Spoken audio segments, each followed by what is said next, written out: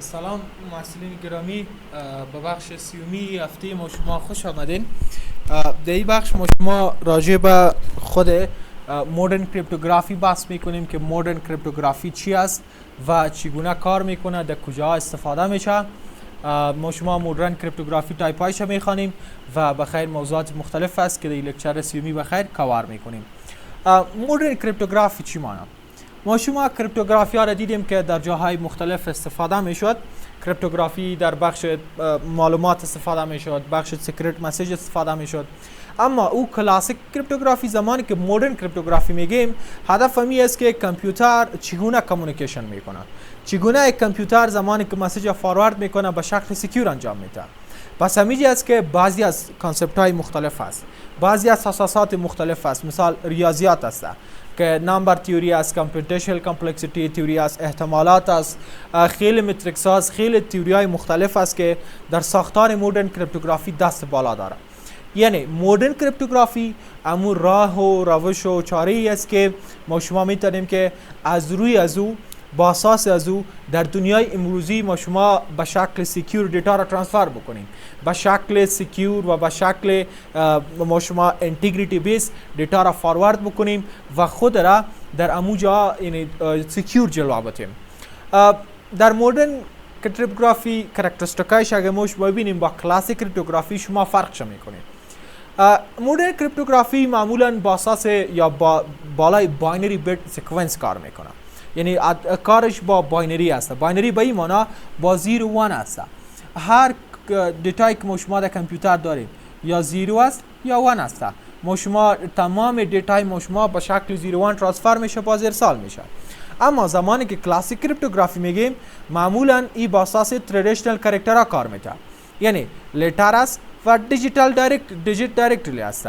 مثال اعدادهای 0 1 2 4 5 6 اعداد سیستم ده و با اساس A B C کار میکنه. اما مدرن کریپتوگرافی تمام کارش با 0 و 1 است. چگونه معلومات 0 و 1 را سکیور نگاه بکنه، اینو ما شما مدرن کریپتوگرافی میگیم. دوم، مدرن کریپتوگرافی معمولا با اساس ماتماتیکال الگوریتمایی که خیلی پابلیکلی شناخته است و خیلی زیاد استفاده میشه، از او سورس از او کدینگ از او از می جنبه میگیره که سکیوریتی ازی یا سیکرت کی ازی با اساس بعض الگوریتمایی که خیلی یک کد سیکرت تشکیل میده و امکان ازی پیدا نمیشه که هکر او را هک بسازه. حتی معلومات اصلی که وجود داره او را باید یعنی هکر با اساس از این الگوریتما نتونه که را تریس بکنه، پیدا بکنه که چی لاجیک و چی سیکرنسی وجود داره. اما زمانی که ما شما کلاسیک کریپتوگرافی میگیم، این با اساس سکیوریتی ترو آپ سکیوریتی است. یعنی خیلی سیکرت و امو طریقی است که توسط امو یک شخص کارمندی که وجود داره با اساس از او پیشنهاد میشه و سیکرت امرای زو می باشه. مثال ما شما زمانی که در قماندانی امنیه هر شب یک کد مانده میشه. مثال میگه شاهین، یک شب نام میده مثال شاهین است. اگر یک کس گزمه میکنه و یک کس میگه من نظامی هستم یا ما چیز هستم، باز دایرکت پرسا میکنه میگه سیکرت تبوگو، سیکرت زمانی که پرسا میکنه این میگه شاهین. پس اینمی شاهین بودن برای یک سیکرت است. هر شب یک نام میمانند و با اساس ازی ما تو دقیق با قسم یک پروسه است. پس اینمی را ما شما یک تایپ آف کلاسیک کریپتوگرافی میگه. یعنی یکی از کریپتوگرافی است که معلومات را کد را در بین چند افراد که کارمند است، امپلای است، در بین از یا شریک است. سوم فرق مدرن کریپتوگرافی است require parties interested in secure communication to pose a secret key only. مدرن کریپتوگرافی باید امو پارتی ها مشتمل باشه. پارتی ها میخواید که در سکیور کامیونیکیشن باید دست داشته باشه و فقط سیکرت کی از یا باید ارسال شه. یعنی مهمترین موضوع در مدرن کریپتوگرافی امو سیکرت کی است که سیکرت کی را باید کسی مثال پیدا نکنه. اگر معلومات پیدا بکنه هیچ چیز نمیتونه. دیروز ما شما در ویدیو اول ما شما دیدیم که ما زمانی که برتان در راوتر رفتم یک کدی که سیکرت است او را کپی بک، یک کدی که مثال کریپتوگرافی بیس است او را کپی بک و پیست بک کار نمیته. تا که سیکرت ازی را پیدا نکنی پس به حالت ازی اولی نبری این کار انجام نمیته. اما زمانی که با کلاسیک بحث میکنیم در اینجا entire cryptosystem for confidential communication confidential. اینجا مکمل امو کریپتوسیستم نیاز برای confidentiality داره. تنها کورنی باید مکمل سیستم تا confidential نگاه بکنی. اگر confidential نکنی چالش ساز میشه، مشکل ساز میشه و یک نوع چالش امو از دست دادن دیتایتان میشه. این فرق بود بین characteristic of modern cryptography and classic cryptography. زمانی که ما شما با کریپتوگرافی بحث میکنیم study of cryptography کاس یا کریپتو سیستم کاستا با دو حصہ تقسیم شده. یکی را کریپتوگرافی میگه و یکی را کریپتو انالیزیس میگه. بخشین این کریپتوگرافی نیست، کانتکست آف کریپتو سیستم هست. امو کریپتوگرافی یا کریپتو سیستم که ما شما میگیم با دو حصہ امو تقسیم میشه. یکی را کریپتوگرافی میگه و یکی را کریپت انالیسیس میگه. شما باید فرق از این را بکنید که چی فرق داره و در کجا استفاده میشه. میخوانیم what is cryptography. کریپتوگرافی پیشم خواندیم عبارت از سیستم است، روش است، ساینس است، هنر است که یک کریپتو سیستم رو میسازیم که او ایجاد و هماهنگی سکیوریتی باشه. یعنی ما شما اگر فرض بکنیم این دو سورس از دو راوتر است میخواد دیتا را شیر بکنه. کریپتوگرافی هدف شمی است که امی معلومات که بین اینمی دو راوتر به شکل سیگنال هرچی پخش میشه این باید سکیور باشه. اگر یک هکر در بین را این را انترسپت میکنه باید این را خواندن نتونه. اینمی کار روش از کی است؟ از کریپتوگرافی است. کریپتوگرافی هدف شمی است که چگونه در یک جای سکیوریتی را ایجاد بکنیم، چگونه در یک جای یک سیستم را سکیور جلوه بدیم. اینمی هدف اساسی کریپتوگرافی است که کریپتوگرافی استفاده میشه و کریپتوگرافی دیگه نقش داره. ما شما زمان کریپتوگرافی میگیم تکنیکای مختلف هست. انکریپشن است که ما شما میایم انکریپشن میکنیم، یک سیستم ما شما را با اساس سکیور میکنیم.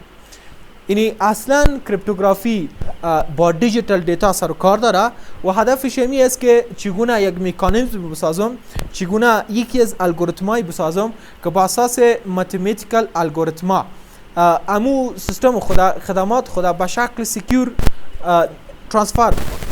یعنی زمانی که ما شما میگیم که کریپتوگرافی به شکل تاسیس شوه که امی مکمل کانتینینگ و امو مکمل اپلیکیشن هایی که وجود داره او را سکیور جلوه بدیم، ما از کریپتوگرافی استفاده میکنیم. سیمپلی کریپتوگرافی هدفش این است که چگونه ما شما میتونیم یک سیستم، یک الگوریتم، یک اپلیکیشن بسازیم که به شکل سکیور دیتا را ترانسفر بکنه، او سکیوریتی را ایجاد بکنه، او سکیوریتی را فراهم بسازه. اینو ما شما کریپتوگرافی میگیم. زمانی که کریپت انالیسیس میگیم، کریپت انالیسیس یک موضوع جداگانه و دیگه است. کریپت انالیسیس امو هنر است، ساینس است که چگونه سایفر تکس با کریپت انالیسیس تبدیل بکنیم. یعنی کریپتوگرافی سکیوریتی را ایجاد میکنه و کریپت انالیسیس سکیوریتی را از بین میبره. یعنی زمانی که کریپتوگرافی یک چیزی را ساخت، یک مسیج را کریپتوگرافی با اساس کریپتوگرافی انکریپت کردیم، او به سایفر تکس تبدیل میشه که در درس گذشته گفتیم، ما شما در اسلاید بعدی میخوانیم. او با سایفر تکس تبدیل میشه. با سایفر تکس به این معنی که او ان ریدیبل است، یعنی کسی خواندن نمیتونه. کسی کی میخوانه؟ امو کریپت انالیسیس است که این را تحلیل میکنه و امی سایفر تکس بریک میکنه. یعنی امو به شکل کوشش از این کردن است که این را به شکل اولی بیاره، از این در بخش هکینگ استفاده شود. مسیج از این باید بخونه که هدف از این چی است، چرا این روان کرده. پس اینمی را ما شما چی میگیم؟ کریپت انالیسیس میگیم. کریپت انالیسیس مثل بیادر و خواهر با کریپتوگرافی است. هر دوی از یا وجود داره، از هر دوی از یا استفاده میشه. اما کریپتوگرافی پروسه سایفر تکس ایجاد میکنه به خاطر ترانسمیشن و انتقال و ذخیره که در اینجا کریپتوگرافیک مکانیزمایی که وجود داره از استفاده میشه. و کریپت انالیسیس کس این با اساس دیزاین کریپتوگرافیکای تکنیکای نو است که چگونه یک سیستم هک بسازه، چگونه دیتایی که روان شده کریپتوگرافی یعنی ازش کار گرفته سایفر تکس است، این چگونه بریک بسازه. اکثر اوقات هدفش این نمیباشه به کس ضرر برسانه.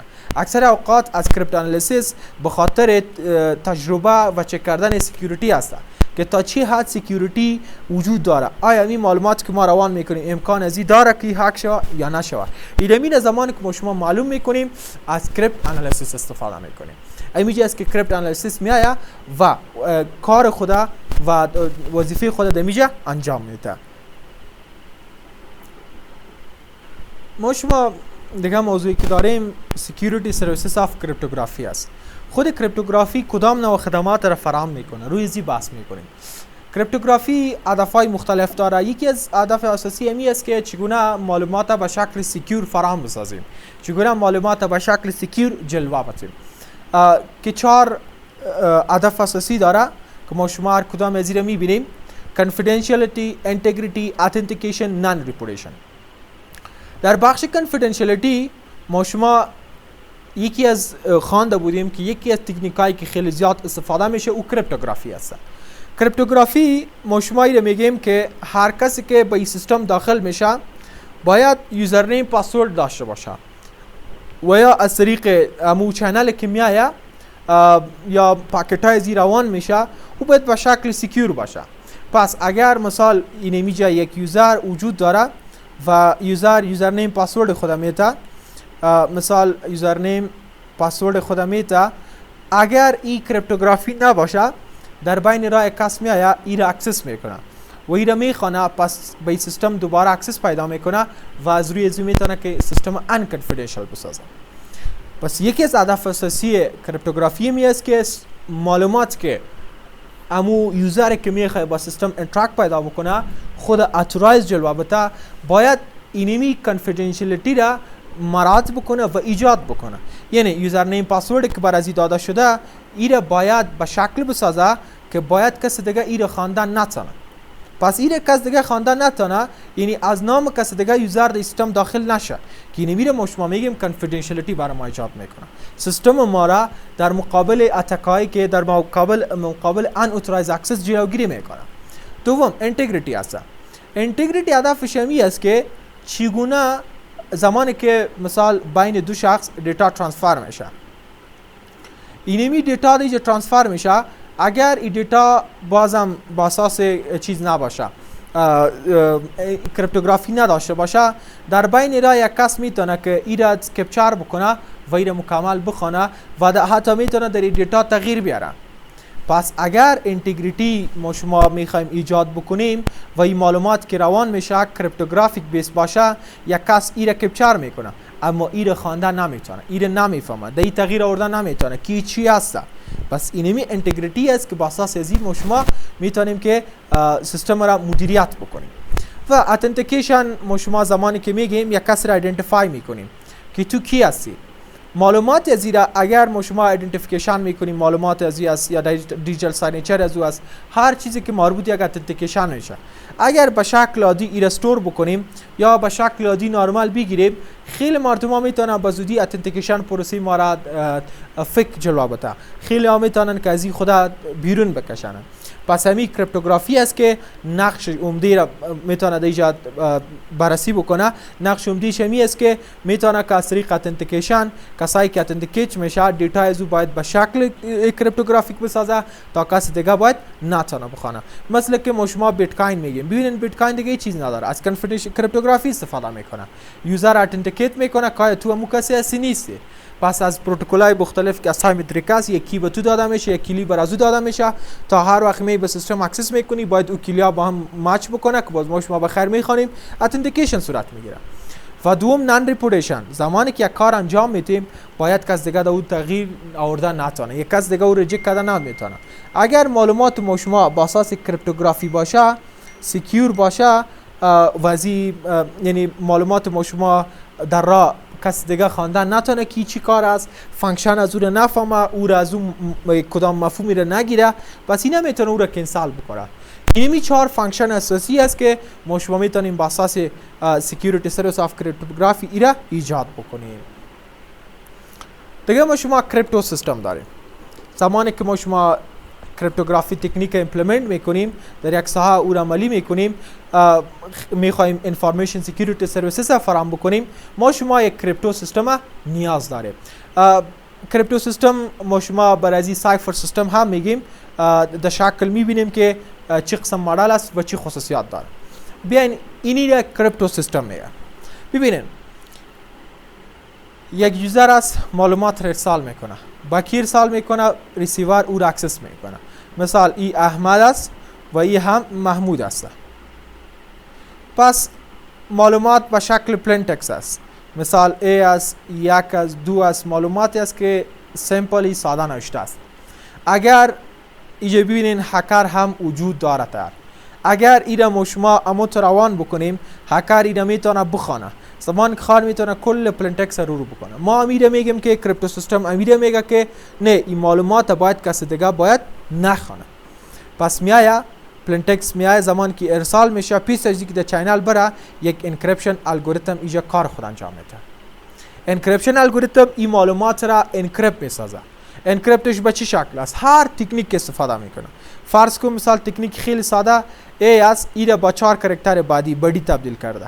مثال 2 است، با 10 تبدیل کرده. هر تکنیک است. ما شما اینمی هر تکنیکی که استفاده میشه ایره ما شما انکریپشن الگوریتم میگیم. خلاصه امی فرمت دیتا را تغییر داد. زمانی که انکریپشن الگوریتم وضع میشه، ای تبدیل به چی میشه؟ سایفر تکست میشه. سایفر تکست همون شکل است که ان ریدیبل است. ان ریدیبل به این معنی مفهوم گرفته نمیشه. اگر کپی بکنی پیست بکنی باز هم کار انجام داده نمیتونه. پس هکر بعد با چی میخوره؟ با سایفر تکست میخوره.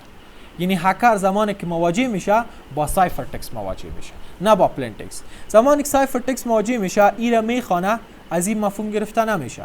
ایره کپی میکنه پیست میکنه، هیچ کار از این انجام داده نمیشه. پس ایره باید به حالت دیگه بیاری. پس ایمیجی است که معلومات میره، هکر هیچ چیزی رو نمیتونه. معلومات با کی میره؟ با ریسیور میرسه. پیش از اینکه ریسیور ایره اکسس بکنه، دوباره اینمی تکنیکی که از کدام را ایره چی انکریپت کرده بود، اینه میره با اساس امو تکنیک استفاده میشه. کریپتو سیستم سایمتریک است، سایمتریک است. با اساس از او فیصله میشه و امی کی سیکرت دمیجه بالا از این وضع میشه و دیتا را پس به شکل اولی میاره. پس اینمی سندر و ریسیور که اینجا وجود داره، سندر ریسیور که در بین راه هست، معلومات به شکل پلین تکست با ریسیور هم به شکل پلین تکست رسید، اما در بین راه ازی با اساس کریپتو سیستم که وجود داره، ایره برای ما شما در جریان خود هکر وجود داره به شکل سکیور ترانسفر کرد. که اینمی تایپ آف سیستم ما شما کریپتو بیس سیستم میگیم. ما شما بازی را مرور میکنیم. پلین تکست همون خط است، داکومنت است که نان انکریپتد است. انکریپشن عبارت از امو تکنیک است، امو الگوریتم است که دیتا را به یک حالت دیگه تبدیل میکنه. سایفر تکست عبارت از حالت دیتایی است که ان ریدیبل است، یعنی خوانده نمیشه. و دیکریپشن الگوریتم امو الگوریتم است که دوباره حالت دیتای سایفر تکست با پلین تکست تبدیل میکنه. و پلین تکست همون تایپ آف مسیج است که به شکل نرمال آمده بود و به شکل نرمال نیاز است که باید ترانسفر شود. بله، به خیر قراری ده؟ نه خارمات تنه شویب سروقه که گنو ما ته سپورټ پیسې نه جمع کړه، بل سړی ویل 15000 روپۍ جمع کړي. او سروغه کې څه وای؟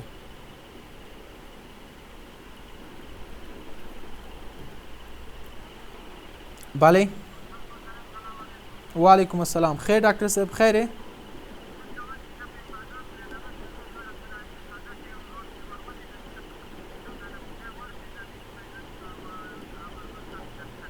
ورته ویلې مې دي ان شاء الله اوس به وروړی. اوه مننه. سعید خدای پاک.